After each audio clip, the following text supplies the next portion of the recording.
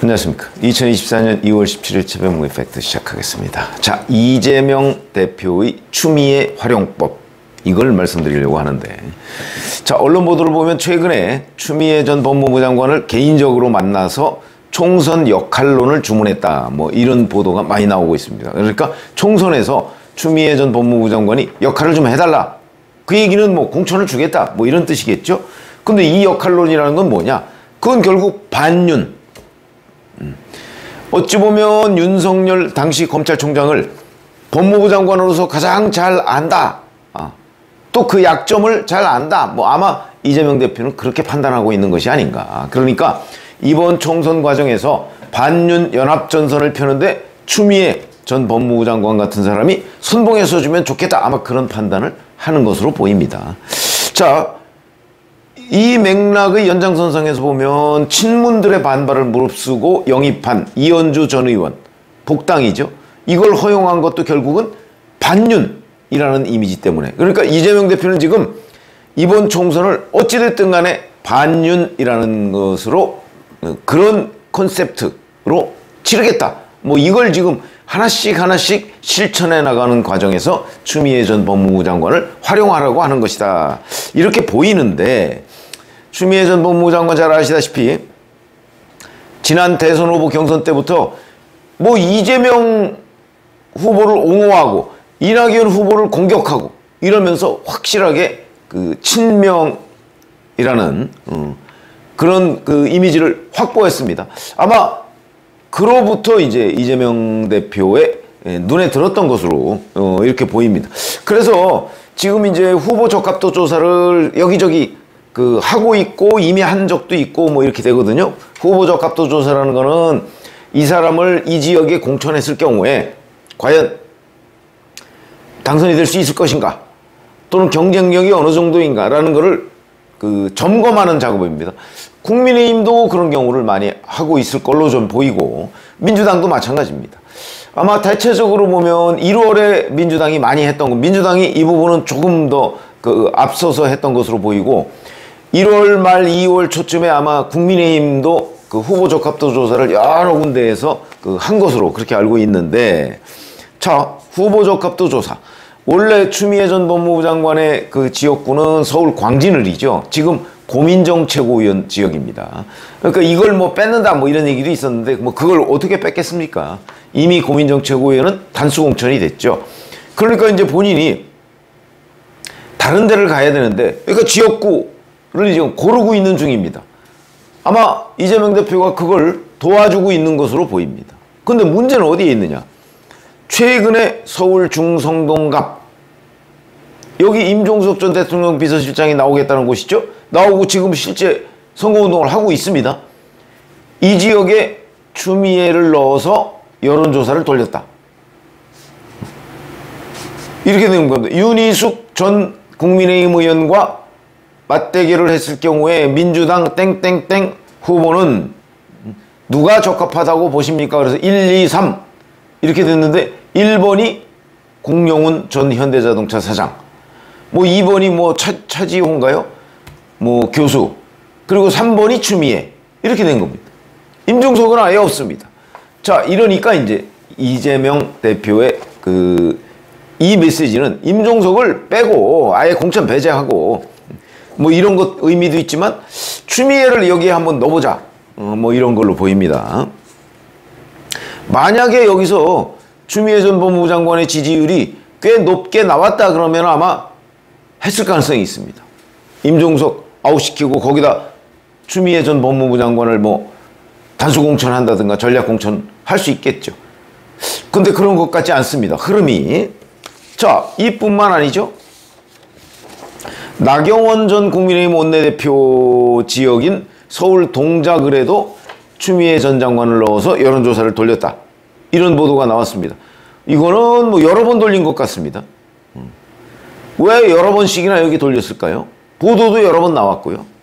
뿐만 아니고 서울 용산 지역, 이 부분은 이제 윤석열 대통령의 대통령실이 있는 곳이니까 그 상징성 등을 감안해서 반윤의 뭐 선봉장격인 추미애 전 장관을 용산에 공천하는 건 어떠냐, 거기도 추미애 전 장관을 넣어서 후보 적합도 조사를 했다는 보도도 있었고, 뭐 송파갑을 권유했다 뭐 이런 보도도 또 있었습니다.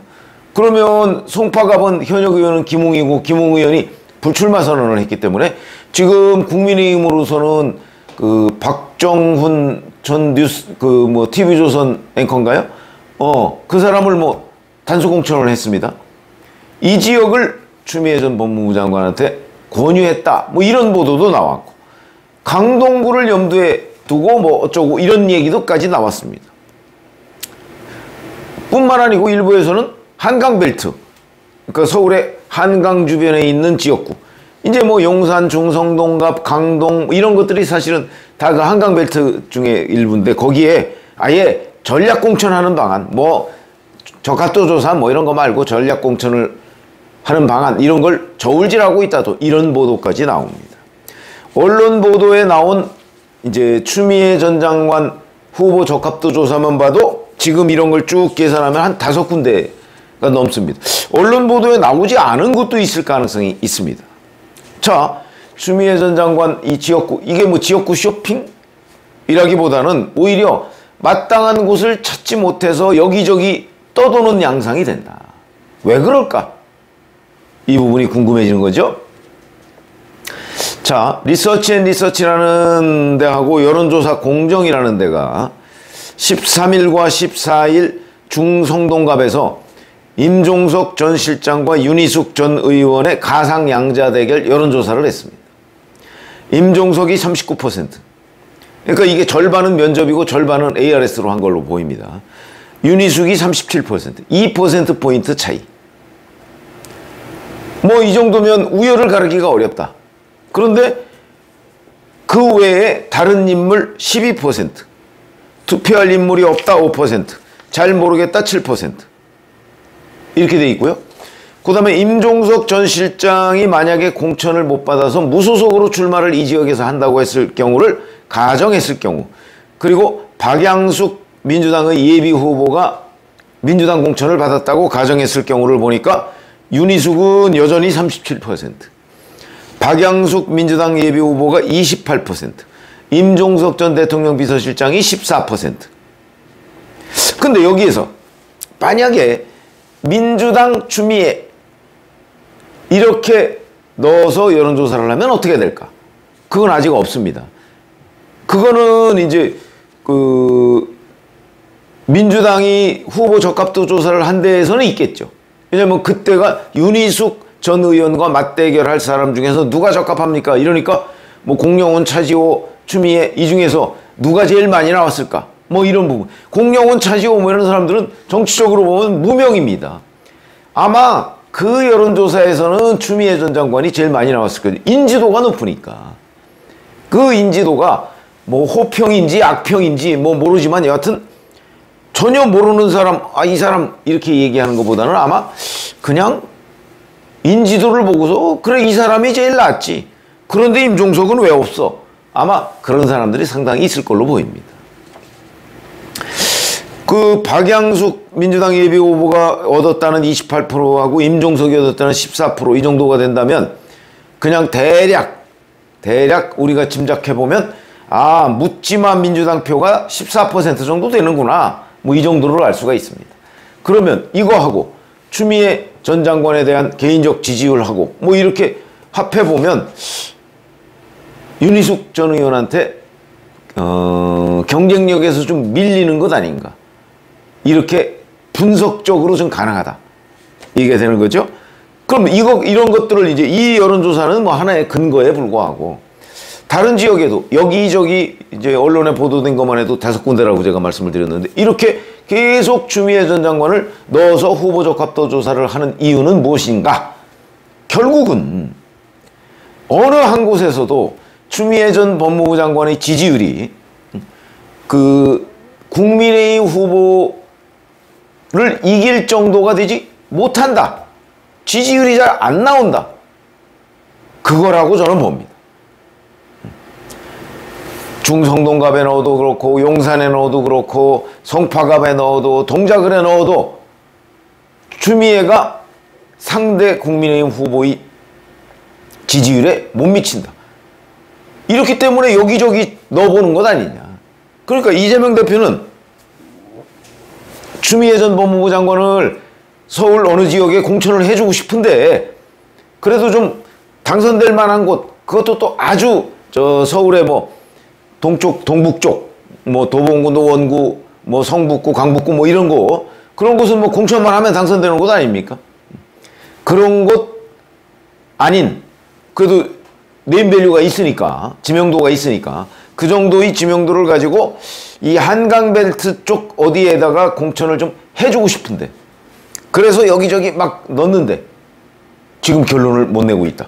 그 얘기는 제가 보건대는 지지율이 안 나온다, 추미애. 근데 제가 그냥 이렇게 이것저것, 이제 저는 기사 서치를 굉장히 많이 하니까 그런 과정에서 이렇게 감지되는 부분은 추미애 전 장관 지지율 저는 안 나올 거라고 봅니다. 안 나오는 게 당연하죠. 민주당 지지층에서도 지금 윤석열 대통령 만든 1등 공신이 추미애 아닙니까? 저는 1등 공신은 이재명이고 2등 정도가 추미애라고 봅니다. 아니, 윤석열 대통령 만든 사람들 1, 2위가 둘이 해서 뭐 우리 어디다 공천합시다. 민주당 지지층도 마땅치 않아 할 거다. 이렇게 생각을 하기 때문에 그러면은 추미애 전 장관 지지율이 그 국민의힘 후보에 못 미치는 게 당연한 거지. 그런 점에서 본다면 뭐 이재명 대표가 이 대목에서 좀 고민이 있을 거라고 저는 봅니다. 그렇다고 뭐 낙선이 분명한데 그냥 반윤이니까 뭐 한번 써먹고 버리자. 글쎄 그 뭐 그렇게 생각할 것 같지는 않고, 그래도 어디 좀 당선 가능성이 보이는 곳에 공천을 하려다 보니까 여기저기 후보 적합도 조사를 넣을 수밖에 없는 그런 아주 깊은 고민의 결과가 아닌가, 저는 이렇게 판단이 돼서 그 말씀을 드리고요. 아마 계속 안 나오면 어떻게 될까? 그럼 나중에 비례대표 주는 것 아닌가? 뭐 이런 생각까지 듭니다. 조금 더 그 한번 진정 과정을 지켜보시죠. 고맙습니다.